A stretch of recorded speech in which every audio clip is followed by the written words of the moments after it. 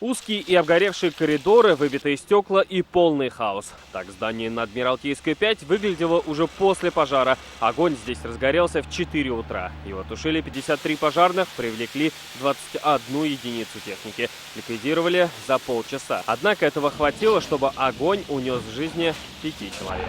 Тела были обнаружены в тупиковых комнатах, расположенных в дальней части коридора от входа. Люди, которые находились в здании, своевременно не были оповещены о пожаре, а уже при развившемся пожаре, поскольку комнаты находились в дальней части коридора, шансов выйти самостоятельно уже из этих комнат не было. Погибшими оказались сотрудники охранного предприятия. Ильшат Дубаев потерял на этом пожаре 2 братьев.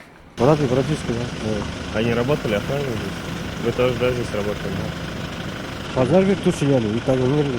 В само здание попасть посторонним, судя по его внешнему облику, было довольно трудно. На первом этаже мы видим решетки, здесь окна целые, а рядом уже охранный пункт и главные ворота. В этой двухэтажке находилась комната отдыха охранников. Просто мы там отдыхали, да. Ну, комнату прием пищи, что ли, как назвать? Отдыха. Там находилась, да? Так, посторонние еще что-то не заходили особо, то есть в это здание? Кто?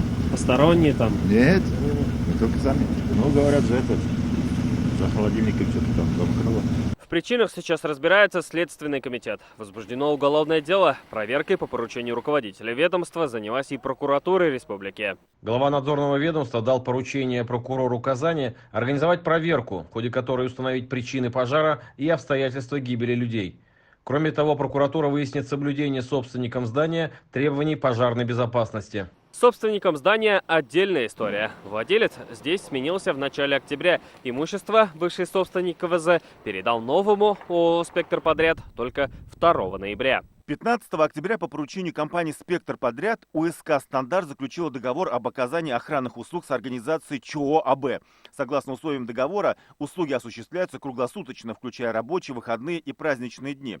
В обязанности охранного предприятия входило и обеспечение правил пожарной безопасности на объекте. Как сегодня выяснилось, здание входит в список исторически ценных градоформирующих объектов Казани.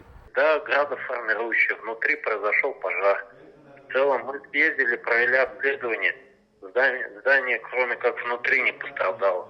Крыша цела, объем понятен. Предварительной причиной пожара следователи называют неисправность электропроводки. Усугубило ситуацию то, что помещение было обшито внутри пластиковыми панелями. Здание сохранилось, а спасти людей не смогли. Почему? Ответы сейчас ищут правоохранители. Мы будем следить за этой трагической историей. Салават Мухаммадуллин, Даниил Филатов, ТНВ, Казань. Закажи рекламу на ТНВ. Телефон в Казани 5 705 100. Көтелмәгән кунак көттүреп кенә интернет челтәрләренә дә килеп җитте. Хәзер бу фильмның барлык серияларын ТНВ.ру сайтында карап була.